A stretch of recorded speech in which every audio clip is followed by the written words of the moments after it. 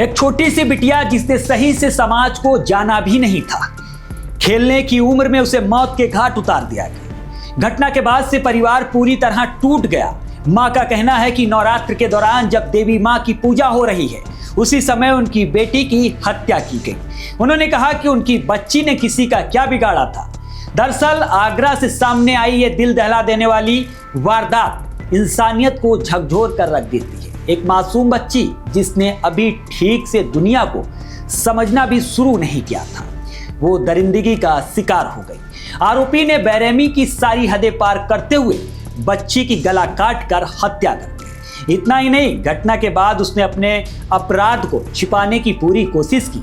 कमरे में फैले खून को पानी से धोया और मासूम की लाश को आटे के ड्रम में ठूस दिया ताकि किसी को शक न हो सके। इस सनसनीखेज मामले में पुलिस ने भी पूरी मुस्तैदी के साथ जांच शुरू की। सीसीटीवी फुटेज खंगाले गए। बच्ची को आखिरी बार जिस दुकान पर देखा गया वहां पूछताछ भी की गई। आसपास के 50 से अधिक घरों की तलाशी ली गई और खोजी कुत्तों की भी मदद ली गई। जांच के दौरान सामने आया कि आरोपी सुनील काफी चालाकी से बचने की कोशिश कर रहा था। वो लाश को ठिकाने लगाने की फिराक में था, लेकिन पुलिस की समय पर पहुंच ने उसकी योजना पर पानी फेर दिया। ये घटना न सिर्फ कानून व्यवस्था पर सवाल खड़े करती है, बल्कि समाज को भी सोचने पर मजबूर करती है कि आखिर हमारी संवेदनाएं कहां खोती जा रही हैं। ऐसी वारदातें ये याद दिलाती हैं कि मासूम की सुरक्षा के लिए सख्त कदम उठाना अब पहले से कई ज्यादा जरूरी हो गया है। दरअसल घटना को लेकर लड़की के परिजनों ने पुलिस को बताया कि मंगलवार दोपहर करीब 3 बजे सुनील घर के पास ही घूम रहा था। उसने घटना से कुछ समय पहले ही उनसे चाकू भी मांगा था।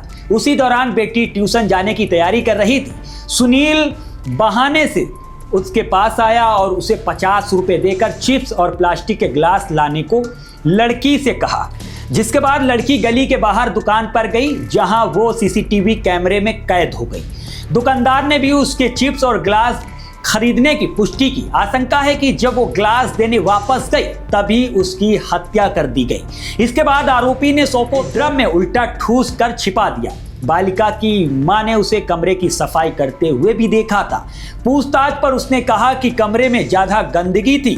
बालिका की चप्पल छत पर पड़ी मिली, जिससे मां को लगा कि वो कहीं चली गई होगी। आरोपी सामान्य व्यवहार करता रहा और तलाश में भी शामिल होकर किसी को शक नहीं होने दिया। परिजनों के मुताबिक शाम करीब 5 बजे जब बालिका की तलाश शुरू हुई तो सुनील भी कमरे से निकलकर उनके साथ खोजबीन में लग गया।